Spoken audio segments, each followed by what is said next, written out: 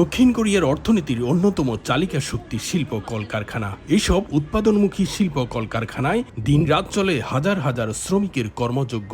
শ্রমিকের নিরাপদ ও স্বাস্থ্যকর কাজের পরিবেশ তৈরি করতে এবার দক্ষিণ কোরিয়ার শিল্প দুর্ঘটনা সংশোধিত আইনে আসছে ব্যাপক পরিবর্তন। রাখা হচ্ছে কঠোর বিধিনিষেধ।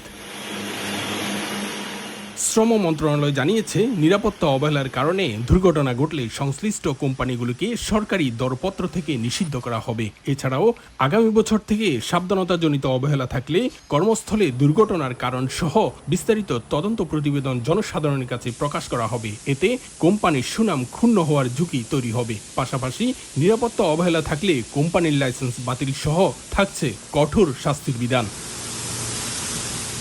এছাড়া কর্মক্ষেত্রে দুর্ঘটনায় আহত হলে শ্রমিকরা আইন অনুযায়ী সরকার ও কোম্পানির কাছ থেকে ক্ষতিপূরণ দাবি করতে পারবেন। তবে দুর্ঘটনার পর কোম্পানির পক্ষ থেকে দায় এড়ানোর অভিযোগ তুলছেন শ্রমিকরা।